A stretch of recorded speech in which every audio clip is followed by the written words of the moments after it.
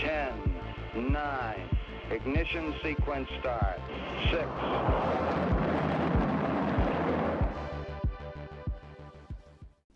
Hello, and welcome to Rocket Fuel, your daily update of everything that's happening in the Rocket Pool community. My name is Whack Attack. Today is March 27th, and I'm sorry for missing Friday's episode. And here we are getting a new week started. Everything's good and fresh and clean. And yeah, let's get started with this message that we had from Joe a few days ago, saying earlier today, Lighthouse announced a bug with version 4.0.0 and have pulled it off of the release page.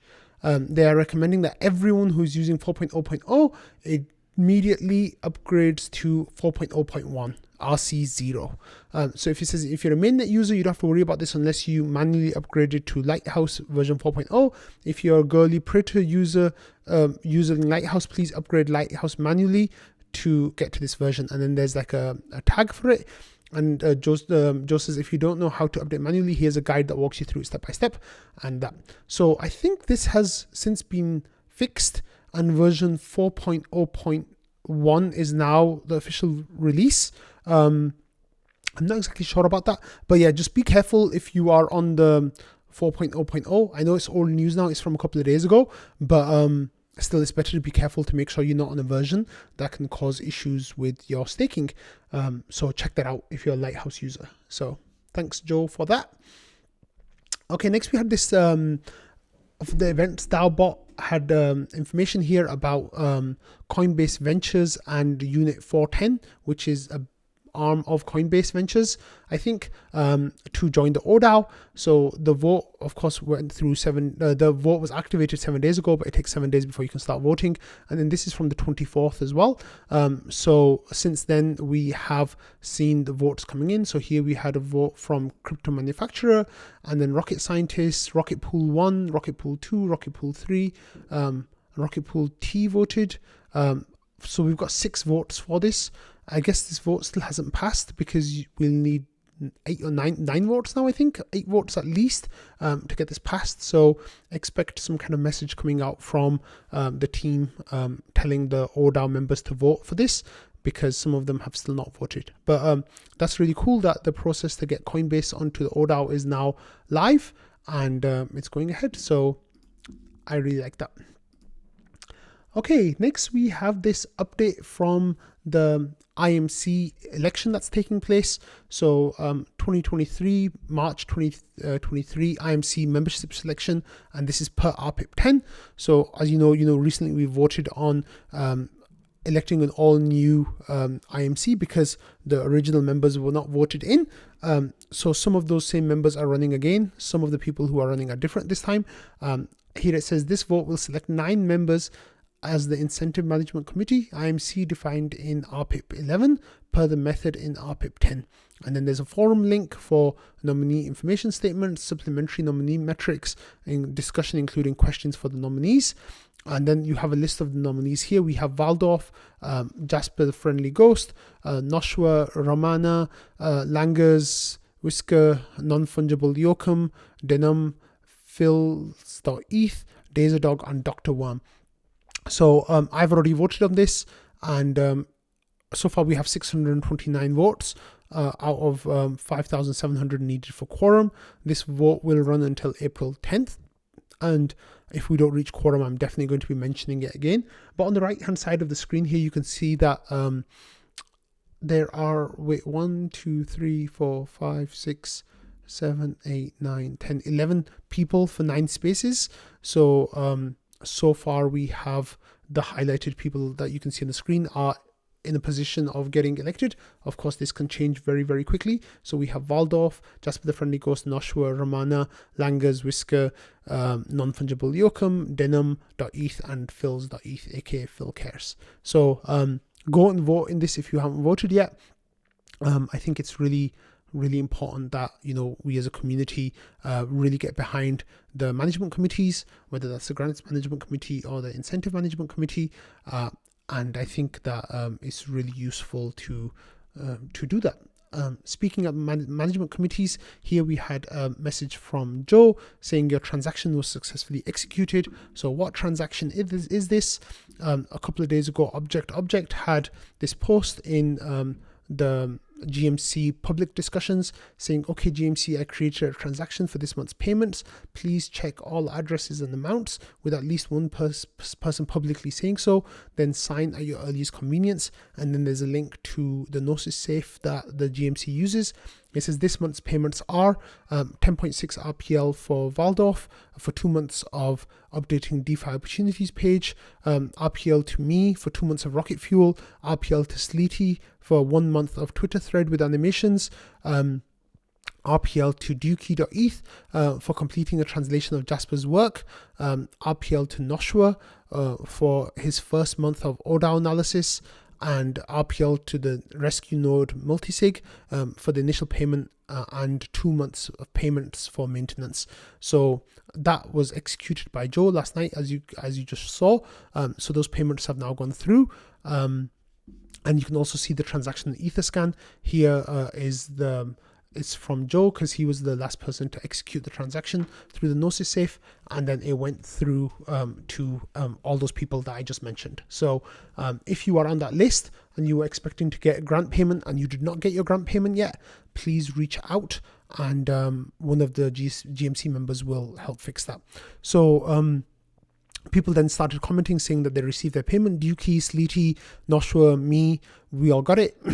And then we had this message from Ramana linking back to one of my comments from before saying we need to get rid of the cap, at least for this first batch. Sadly, we should have sent out the RPIP a few weeks ago because we were wondering about paying retroactive grants because they won't get paid until April and then July after that. Well, no, May actually, and then August probably after that. So we started a discussion in the public discussions page where Ramana was asking what the next step is for the retroactive payments because Ramana is waiting for one. And I said the standard procedure is a forum discussion, then RPIP, then a vote. Otherwise, the next payments will be in May. And Ramana says there's no existing forum thread. Does anyone want to create it? I said the forum post can do a one-off event to clear retro awards. And I wasn't sure if there were any information out there. And Waldorf says it's a one-time thing that would be a standalone RPIP. So I guess it'd be like RPIP 17 or 18 or whatever we're up to now. And he says the language will be something like this. The GMC shall spend X RPL on pending retroactive grants. This expenditure shall not count as being part of any rewards period. Note that this means it shall not impact the limit described by the following text in RPIP 18. In any given award period, no more than 50% of the awarded RPL shall go to retroactive grants. So retroactive awards. So Val was weighing in on that. I said, thanks for the update. How do you feel about such a forum post RPIP? And Val says, I feel better about it than killing the cap. I think the general idea of pushing towards people knowing that they'll be paid is a good one. I don't use retroactive awards as the main source of payment, I think, SOP. Another thing that Kalurdan has brought up is rolling applications, which could help a lot with this aspect. And I said, yeah, rolling applications might be a good way forward, but I feel that's a bigger process. This way we can clear the backlog and then figure things out. So I think that I think Ramana will probably create a forum thread, and then I'll weigh in on that because I'm also waiting for retroactive payments, and there are some other community members as well who are waiting for retroactive payments. So I think we'll all be in favor of it, but I don't know what the wider community will be in favor of. And then of course, we'll have to go to a snapshot vote, and it might be difficult to reach quorum on that because people might not be motivated to vote for such a limited vote. But hey, we've got to follow the process, but that's what the process looks like at the moment. So moving on, here we had something that I was very, very excited to see. So last week, I think a couple of weeks ago on Rocket Fuel, I mentioned about how I really want someone to run the numbers on solo staking versus Rocket Pool, but not as a one-to-one comparison, but more like if a solo staker migrated with their 32 ETH and instead of and they didn't have RPL or anything like that, then what would happen basically, right? So the question became, they would run 8 LEB8s and then use the remaining 8 ETH of their 32 ETH to buy RPL. So, what rewards would they yield with this, right? That was the question. So Penniless Optimist was really kind and ran some numbers yesterday. He says in the Rocket Fuel episode last week, so I guess 2 weeks ago, you asked for someone to put together numbers regarding the additional earnings a single validator 1 times 32 ETH could generate by running 3 Rocket Pool LEB8 mini pools instead. And here you go. So with these first numbers, there was a tiny mistake in one of them. So I'm just going to skip past that. And we'll go to Penniless Optimist's updated numbers. So I'm sorry for those of you who are watching on the screen because a lot of this information is going to be cut off, but the link to the tweet is in the description, so go and check it out. So it says ETH yield is about 4.5%, ETH staked per validator is 32 ETH, and it says percentage of RPL staked is 41.6. I'm not sure if that's most up-to-date number, but I guess, and then the RPL emissions are 5%. So those are numbers that we already know. And it says single validator to 3 LEB8 mini pools. So it says now they're running 3 validators for a total of 96 ETH that they're staking in total. So that's 24 of their own ETH and 72 is borrowed ETH and that they're staked. And on that, they will get 14% commission. The next piece of information here says that the RPL staked is 8%. And I think this is assuming that the ratio stays the same as what it is now. And then he says the RPL CR rate is 11.1% and RPL emissions yield is 12%. So then he gets raw numbers, or they get raw numbers here saying solo staking earning is around 1.44 ETH per year at 4.5%. And then they go on to say these are the RPL rewards now on the right hand side. I think you can just about see all of it. It says RPL staking earnings for the ETH reward here is the RPL staking earnings is 1.8 ETH. The validator commission is 0.45 ETH, and the RPL emissions earning is I should have had a little bit closer look at this. It says RPL staking earnings, so that's the staking on the ETH rewards of your 24 ETH. You are earning 1.08. And on top of that, the validator commission is 0.45. So just these two numbers alone end up being 0.09 more than solo staking. But then the RPL emission earning, that's the earning from RPL, is 0.96 ETH. So in total, you are earning 2.5 ETH per year with a total yield of 7.8%. So compared to the 4.5% you're getting a bit before with one solo stake, you are now getting 7.8%, which is an additional yield of 73.3%. Which is absolutely phenomenal, right? Like that, I honestly is so great. Now there are a couple of things that I really want to point out here is this idea of how much ETH is staked, right? So I said yesterday when I shared this in trading, I said Penniless Optimist's numbers are win-win-win. Now, what did I mean by that? Why is this win-win-win? So first of all, this is a win for Penniless Optimist, or whoever the person is that's going from solo staking to being an RP node operator with 3 LEB8s and 8 ETH of RPL. Now, why is this a win for the person? Because they're earning 73.3% more rewards than if they were just solo staking. That is a huge gain, right? It's an absolutely tremendous gain. It's nearly double their income. So that is a huge win for that person. Second, this is a win for Rocket Pool. Why is this a win for Rocket Pool? Because that person who brings their 24 ETH to stake with Rocket Pool provides a total lift of 96 ETH. So they can basically allow the minting of 72 ETH worth of rETH, which is a huge win for Rocket Pool because that will increase the TVL of the protocol and make it a much bigger player in the Ethereum ecosystem. And then the third one, and this is a controversial statement, is I think this is actually a huge win for Ethereum as well. Now, there are people out there who definitely will not agree with the statement I just made because they believe that solo staking is the gold standard. Now, that's fine, right? Solo staking is the gold standard, and there's very few people who argue against that point. However, how much of a gold standard is solo staking compared to Rocket Pool node operating, right? And a lot of people in this case will tell you the difference is not that much, right? Like, I'm not going to put numbers to it because it'll just be like, like guesswork, but like they might say like if solo staking is 100, then RPL staking with RP, like with Rocket Pool, is either 95 or 90. Do you know what I mean? Like it's that good. Like people respect it that much. Now, if you take that baseline assumption that Rocket Pool is so good compared to solo staking, like it's not as good, but it's very, very, very good, right? The fact that this decentralizes Ethereum 3x is phenomenal, right? So what do I mean by decentralizes Ethereum 3x? So when validator like Penniless Optimist, for example, has their 32 ETH staked, that's great, right? But they've only got 32 ETH staked on Ethereum Beacon Chain. Fantastic, good job. However, when they come to Rocket Pool, and that's decentralized stake, right? Like that is, they might have client diversity, they'll have geographic diversity, they'll have all of that good stuff, which is what we want, which is fantastic. However, when they come to Rocket Pool, they will bring that same client diversity, they'll bring that same geographic diversity, they'll bring all of those positives, but they'll also be bringing 96 ETH instead of 32 ETH. So that factor of decentralization that they're bringing goes up 3x.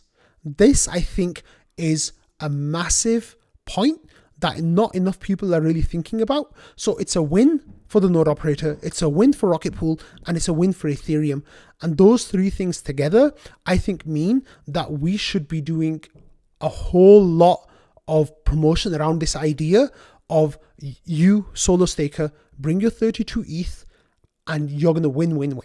Like everyone's going to win from this. Like it boggles my mind just how much of a win this is for everyone who values, Ethereum core values of decentralization, trustlessness, permissionlessness, open source, all of that good stuff. You maintain all of those things by doing this. Of course, there are risks. And that's, one of the reasons why you're getting 73% more profit. If there's a bug in the smart node stack or something happens along those lines, then there could be inactivity leak for all the Rocket Pool node operators.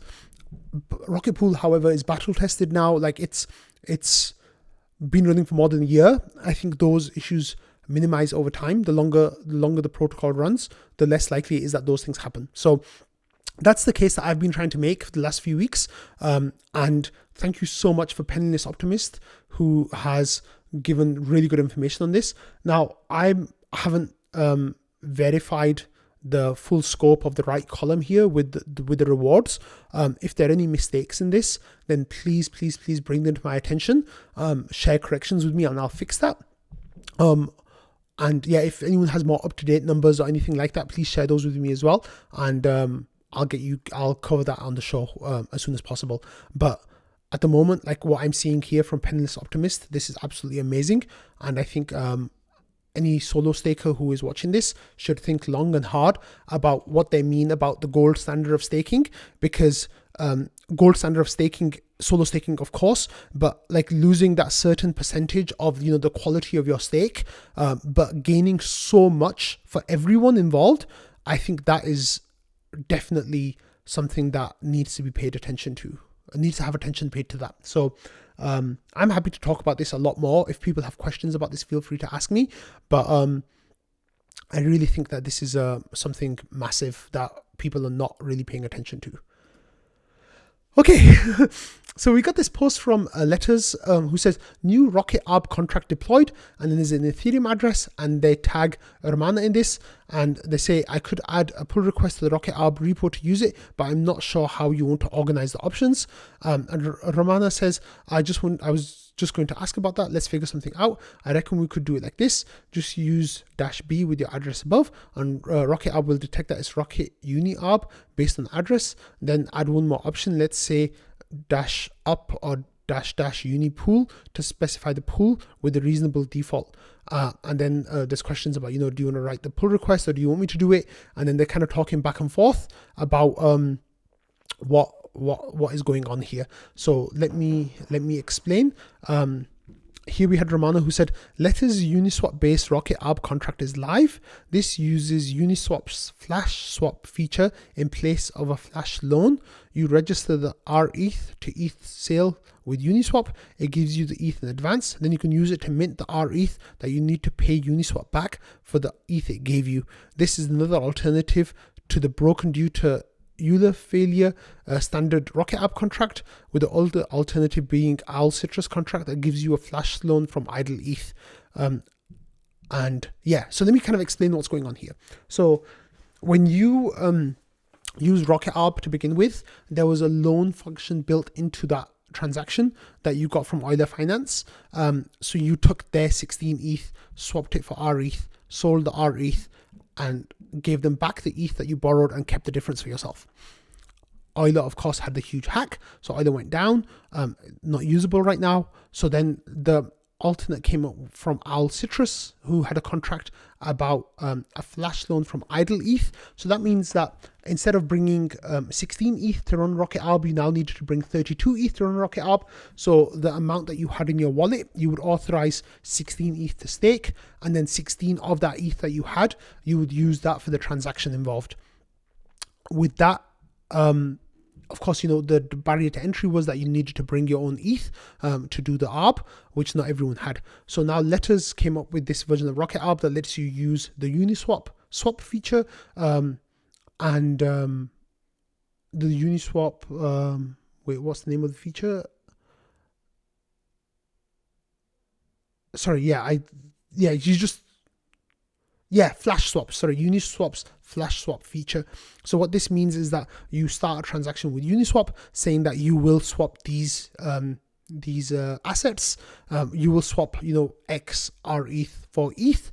They give you the the ETH before you give them the rETH. You can then use that ETH to bundle your transactions and then give them the rETH at the end of the transaction and keeping the difference. So the methodology has changed a little bit, but now the great thing that Letters' contract does is it lets you use Rocket Arb only if you have 16 ETH as well. So it's really great in that sense that it lets you do that. So this is a great addition for those people who, you know, might have lesser amounts of ETH. And then, you know, Ramana and Letters talk back and forth about how this all works, and you can definitely dig into that information if you are interested in that. Also, then, you know, in trading, Ramana put out a message saying Letters is Rocket Uni Arb contract is live, and Rocket Arb now has untested support for it. Let me know if you want to be the tester with your next mini pool. And then Letters says Rocket Uni Arb skips 1 inch and swaps directly on the Uniswap version 3 pool. It gives a less optimal Arb than 1 inch since you can only take one route, but in exchange it's around half as expensive on gas, so the premium gets small. As the premium gets smaller, this will keep squeezing out ARBs. So I really like that. That is fantastic that, you know, we have more options on using Rocket Arb. I think these are the last couple of weeks or last few days actually of Rocket Arb, maybe one more week until the team expands the deposit pool size up to 18,000. And I think that will be the end of the premium for the foreseeable future. Maybe not forever, but it's definitely usable for the next few days. So thank you, Letters, for creating that, and thank you, Ramana, for bringing that to my attention. Okay, next we have this post from Loadstar, ChainSafe, who made Loadstar. It says introducing the Loadstar user incentive program, and then there's information here. If you're a current solo staker or want to be a staker on the Ethereum network, this incentive program is for you. And here it says the ETH staker community has contributed. Okay, yeah, let's talk about what it is, and then we'll talk about what that is. So here we have Loadstar, which is a new client on the Ethereum network, and it says as the newest client on the block, it's important for us to encourage current and future stakers to consider Loadstar as part of their node operations setup to gradually increase client diversity on the network. And it says client stickiness has been an issue that prevents node operators from moving away from clients with a majority network share. This program aims to incentivize stakers to try Loadstar. Further, it allows us to strengthen our client by ensuring we meet the user's needs, improve UX, and develop a community of TypeScript users around Loadstar. So now what is Loadstar first of all? So as you know, we have Nimbus, we have Teku, Prism, Lighthouse. Those are the 4 consensus layer clients.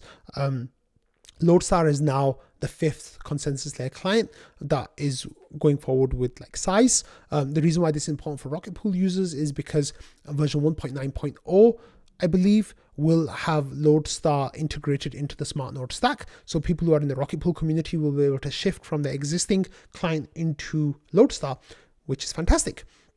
I'm really happy about that. So what are Loadstar doing? Here it has the information. It says try out Loadstar, the newest consensus client written in TypeScript, and your staking set up for a chance to win a cool prize of $25,000. So the $25,000 was actually $20,000 to begin with, but then each staker contributed $5,000 to that prize pool to make it $25,000. It says rewards will be given to stakers who provably propose a block on the network using Loadstar, and then full details and eligibility requirements below. So then there's information about over here about what you can do. So there's information about like who's eligible for the prize and what the period is and how you get it. So basically you set up your graffiti to give the information about the Loadstar client that you're using, and then it has there's information there. So Rocknet was kind enough to go to ChainSafe's Discord, I think, and ask some good questions there about the $25,000. It says the one thing being is that the Rocket Pool node operators do not need to exit the smoothing pool to qualify, because there were some ideas before that they might have to do that. Here it says they will determine that it's a Rocket Pool node and map the public key to the withdrawal address, the mini pool contract. So the unique fee recipient requirement is really only for non-Rocket Pool node operators. And it says second, the limit per deposit address is simply 320 ETH. So they mentioned 10 solo validators, and they mentioned up to 20 times 16 ETH mini pools in the announcement. And then Rocknet says, I confirmed with ChainSafe that they will allow up to 40 deposits into 8 ETH mini pools. They're really just trying to exclude whales and entities. So the idea is 320 ETH staked per depositor. And then Rocknet says having more mini pools won't give you more prizes. Each deposit address can still only win one prize. Yeah. And then it says they will look up your actual node withdrawal address. It's the only way it could work. So in this case, the rETH holders sadly won't get a share of the prize, even though they're providing some of the ETH to help you stake with that.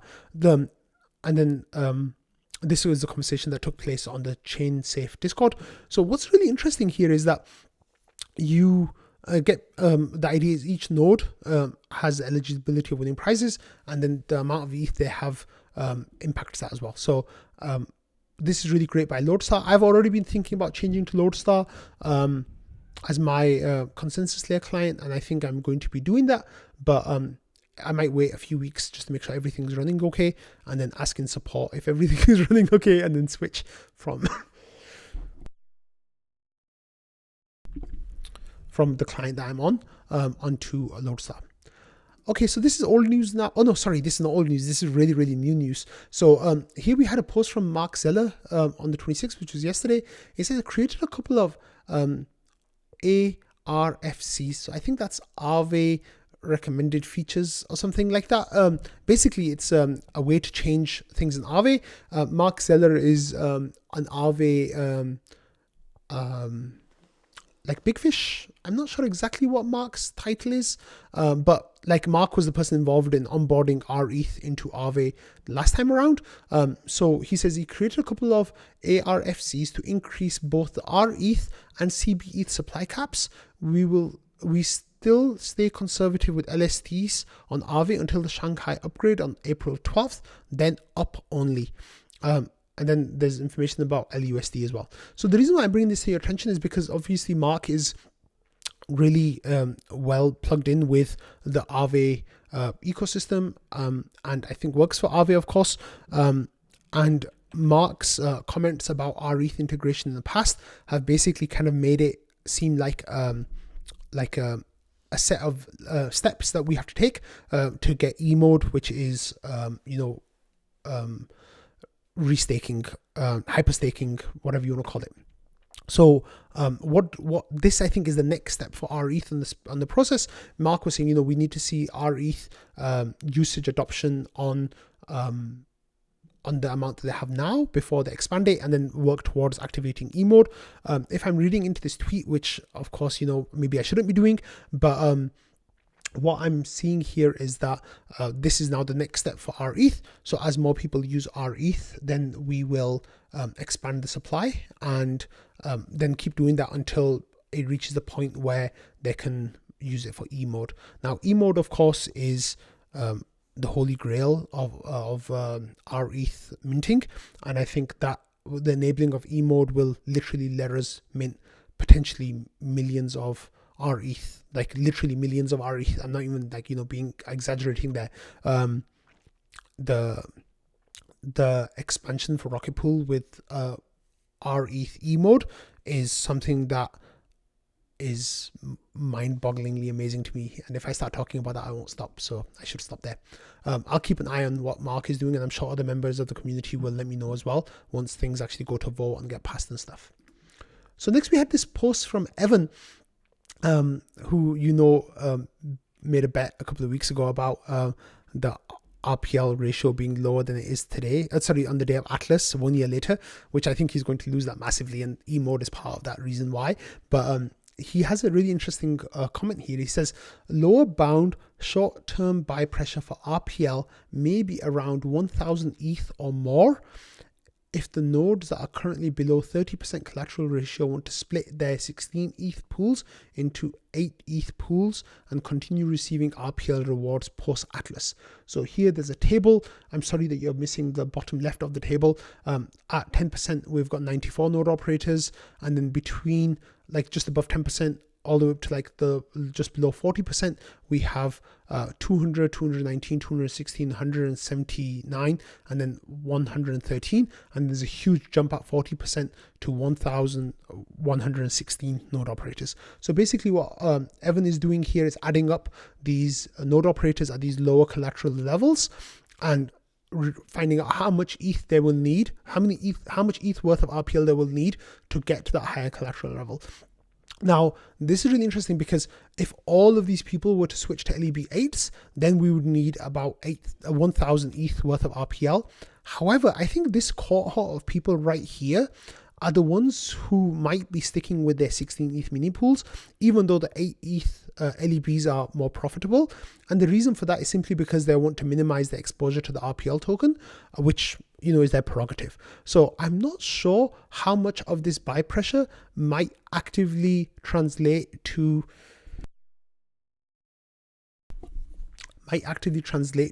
people actually buying RPL, but it's definitely something interesting to keep an eye on over the next couple of weeks to see if we start seeing a shift to these numbers of these node operators, these percentages getting higher, so they're moving up to this like 40% above band.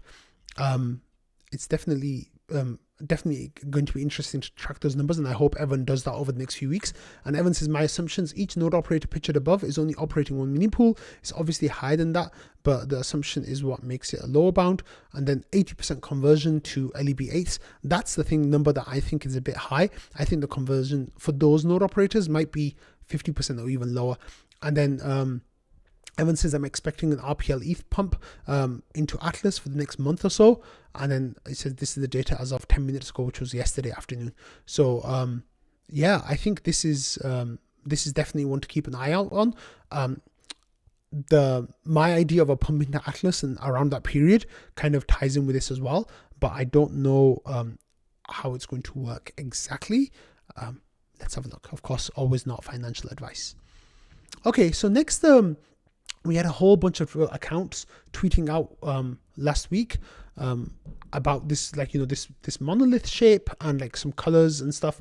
And there was Rocket Pool, there was Argent, then we had Layer Zero Labs, Curve Finance, Hot Protocol, like, and then we ended up with ZK Sync. But when we got these from Rocket Pool and Argent, I thought it was basically going to be Argent integrating rETH, like one-click staking into their app on ZK Sync. This logo kind of is like the ZK Sync logo.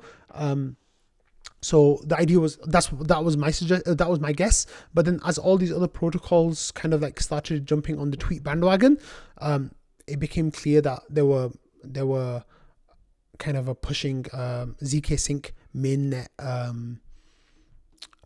date. And then that's what ended up happening. So ZK Sync then had a tweet saying, "Good morning, ZK EVM. ZK Sync era mainnet alpha is now open to all users. Developers, projects, and users can now experience all the power of ZK EVM." And then read more. And then there's a link to their blog on Matter Labs. But then they go into a tweet thread with their mission, and then what the dream is and how they never cut corners, and then the alpha that they're sharing, and then just all this kind of information. So definitely give this tweet thread a read. As you know, we got the Arbitrum airdrop last week, so I think a whole lot of people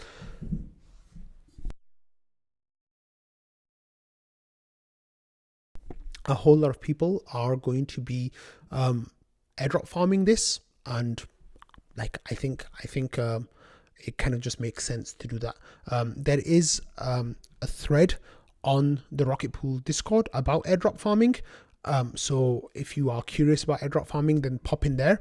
People will be sharing ideas of how you can like multiply your multipliers. Of course, the more you do, like for Optimism and Arbitrum, it was a case of the more you did, the more you got. So I think people are going to kind of be gaming that, and they'll be sharing ways of gaming that with the smallest amount of like ETH possible, because it's still alpha, of course, and it's risky. So definitely go check that out, or read the blog post if you want more details as well. Okay, next we have a couple of community work from a couple of community members. So the first one is this from Ivelin. He says, "Hi folks, I posted a couple of front-end issues recently in support, and I still see them on the staking site." And then he says, "Thanks to Ramana for directing me to this channel. More specifically, the issues are with the staking flows user interface." And he says, "I know this team is stretched very thin, so please let me know what the best course of action is." And then they did a little vote, and then Nick got involved, saying, "Hey, let me know what the detail of what the issues are." So ivelin.eth said, "The first issue it kept running into is the front page hangs with the rocket ship animation on the black background, no indication of why." So we basically kind of just started going through the issues that they're having with the website and what's happening, and how the issues are showing up or not showing up. So this was some work that Ivelin did to try to get that process done better. The conversation with Nick went back and forth for quite a while, so that was really cool. And then we had some work from Ramana as well, who shared this talk in general about how Ethereum addresses are set up and how the keys are generated, and how a seed phrase can represent an extremely high number of accounts. So that was a nice conversation that Ramana had here too, that went on for quite a while, and like really went kind of deep into a private key, public key pairing and how that works. So that was really cool. Ramana, thank you for doing that work, and thank you, Ivelin, for doing your work too. Okay, next we're going to be talking about some things that are not Rocket Pool related. So if you are focused on your Rocket Pool, then bye. I hope you have a good week. But if you are interested in some of the other things here, then stick around. So the first thing is a couple of updates from the Arrow community. So they're, of course, working on a vertical takeoff device, or a drone of sorts. Here you can see the mechanics of it, and like you can just about make out the motors on the four beams. And then Thomas, who obviously is the founder and I think the CEO, I guess, of Arrow. I'm not sure what his title exactly. It's a DAO structure of governance, so I'm not sure how that's set up exactly. But yeah, here's Thomas showing that the motors are turning, and then they had a test flight. So I covered it in Rocket Fuel before as well, that the previous test flight, the it didn't fare too well. But here we have the blades turning on the vehicle, and we have, let's see, we have takeoff. So there it's flying right now. So Arrow have created a vertical takeoff vehicle that was airborne for 8 9 seconds there. So that is really great. Congratulations to Thomas and the whole of the Arrow team. They are doing some really, really cool work. It's extremely exciting, and I'm really excited to learn more about what they're doing and really dig into that community a little bit more. So yeah, very exciting stuff. Okay, another update we had was here from the Euler hack. So Bagogel, Bagogel, I guess, shared a couple of Ether scan transactions of ETH coming back into the Euler deployer wallet. So here there's 51,000 ETH going there, and then we have a whole bunch of transactions here coming in, and let me see if I can show them to you. Actually, let's have a look here. Yeah, so this is the multisig now, where the tokens are going out to the multisig. So let's have a look what they're getting. So far they've received 62,000 ETH, and yeah, and on top of that, 59 million worth of tokens. Although that might be there from before, so I don't know whether that came in now or not. But here they've got a whole bunch of they got a whole lot of ETH back from the hacker, and you can see here, you know, there was 3,000 and then 11,000. Oh no, the 3,000 account, 11,000, 20,000, 20,000, and 7 more thousand. So yeah, it's 58,000 ETH that nearly 59,000 ETH that's come back from the hacker. I guess there might be more coming back. The interesting thing is seeing the ETH coming in. Seeing the ETH coming in here. Have a look. Yeah, from the exploiter has with some really interesting notes that are coming up. Wait, where do you see the notes? I thought it was right here. Oh well, there were some notes about like let me see if it's in trading actually. So people here were talking about how much was stolen in total, how much is coming back, and what is kind of happening here. So look, some weird stuff reporting. So here there was a note saying, email me ASAP and I'll give up every effing thing about the hacker for 10% like offered. So someone, it seems, maybe is ratting out the hacker, and there's some like really big drama happening here. So that is definitely amazing. Like I guess now it depends on, you know, if Euler is going to get back all of it or as like 90% of it, and then what happens with the protocol after that. Okay, next we had a couple of updates from the Stader team. If you guys think that, you know, covering some of the Stader stuff is too much, then I'll stop covering it. Just let me know. But you know, they had a community call, and Trevor North attended the community call and was able to get this screenshot. And he says, here is Stader's return on investment calculator. It's a screenshot from the community call, so the quality is not very good. So basically they're like crunching numbers and trying to work out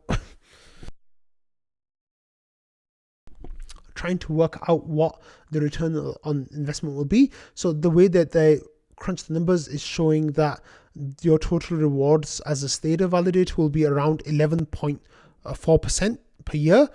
And we just saw that, you know, with the LEB8s, with buying, you know, for the solo staker conversion, that was yielding around 7.6%. So on the surface, it looks like these numbers are better from Stader, but of course the community like really had a look, and it says, Jort says this is just laughable data, laughable table. Just putting 0 for everything in the solo staker column is so disingenuous.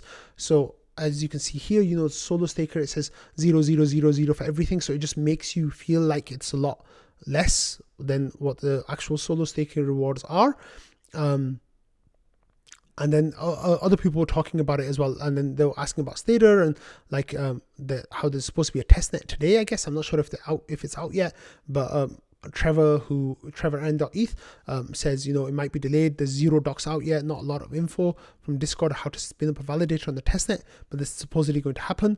And then Trevor N says they were going to give out real SD tokens for participating. Not sure how many or spread across how many node operators. Just have a spare machine to play around with. So if you play around with their testnet, you could potentially get some SD tokens. And then as Ethereum Bull here says, you can sell it for RPL. So yeah, there's a lot of incentives, and they're going to give out 12,500 to all the testers, divided out across the node operators. So they'll have some metrics, but that information is not available. So I'll just if you guys want some more updates about stuff that's happening on some other LSDs, like Stakewise, like Stader, like others like that, then let me know, and I can like just cover it for a few minutes every few weeks when something happens. Or if you want, I'll just stick with Rocket Pool exclusively. Okay. And then finally, the reason why there was no episode on Friday was because on Friday morning, I got into a car accident after I dropped my son off at school. So I was the only person in my car, and there was only one person in the car, the guy that hit me. What happened is I was going straight in the road. He was trying to turn left. He didn't see me coming. He didn't slow down, and he hit me. The reason why I'm covering this is because I just wanted to give a shout out to the Rocket Pool community for being the absolutely most amazing group of people. Everyone was so kind. They were so thoughtful. They asked questions, like they sent their love and support, and everyone was really great. You know, it covered everything from talking about the car accident in terms of particle physics analysis through to legal advice and emotional support, and just a whole lot of kindness. So I'm not going to mention any names because there's just too many people to mention names of, but I just wanted you all to know that like I felt a lot of love from the Rocket Pool community on Friday and over the weekend. Friday was a really tough day for me. Like, it was a really, really hard day for me, but thankfully, you know, I'm better now. I'm almost completely like pain-free from the accident. Thankfully, I've still got some like cuts and bruises and stuff, like some, I don't know if you can even see the cuts like right there on my wrist and on my hand, and I burned the back of my other hand. You can see like some red there on my wrist as well. It was a lot worse on Friday, but yeah, it was the biggest accident I've been involved in, and thankfully, like, you know, it was a nothing burger pretty much. Cars damaged, like whatever, that kind of stuff is okay, but both myself and the other person, we both got up, and I think we were just like knocked and bruised and stuff, and like, you know, bumped, but not hurt too much. So yeah, I just wanted to take this moment for people to be really funny as well. Like, so Dago Duck says, a lot of people were predicting a crash. You should have listened. And then he says, at least we got that over with. Hey, and we had like a 10% pump on RPL after that. So I think that was right. But yeah, Dr. Doofus had a really good thing here. He says, my field is high energy physics. So yeah, like it's really cool. So people were just really nice. So I just wanted to take a minute, you know, or take a few minutes to just thank the Rocket Pool community and send love back to everyone who is watching and listening, and everyone who just offered support over the last few days as well. So thank you so much. We are still moving.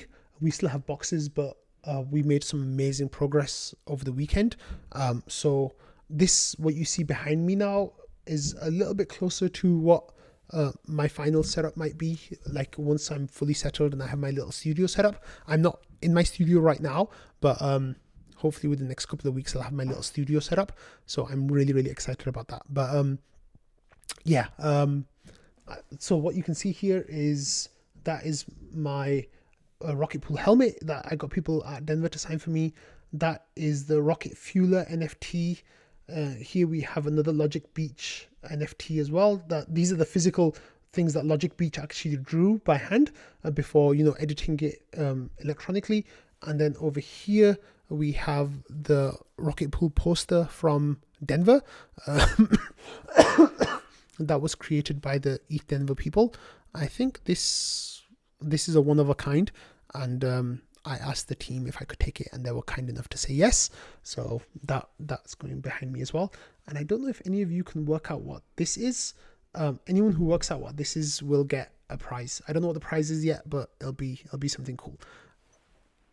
Yeah, if you can find out what that is, I'll be very, very, very, very impressed, because it's very niche and you can't even really see what it is. So there'll be a prize for that. But anyway, I hope you all have a lovely week ahead, and everything is good for all of you. And I think we're getting a launch date for Atlas soon, maybe today. I don't know for sure. That's not alpha or anything like that. There's just been a couple of rumblings that I've seen in trading, nothing from the team. But that would be very, very exciting. Of course, you know, we as a community, everyone expects it to be on April 13th or thereabouts, right after the rewards period. Maybe, you know, the most it might be is like a day or two after the rewards period, but April 13th. But having an official date would be really nice. But have a great week, everyone. I love you all. Thank you for all the support, kindness, everything, love, the whole lot. And I will see you all tomorrow. Oh, I forgot to show you. I'm also wearing my EVM Mavericks t-shirt that I have, because I am an EVM Maverick, of course, because I have one of those. So yeah, I just want to share that with you all too. So love you all. Thank you so much. And I will see you all tomorrow. Bye.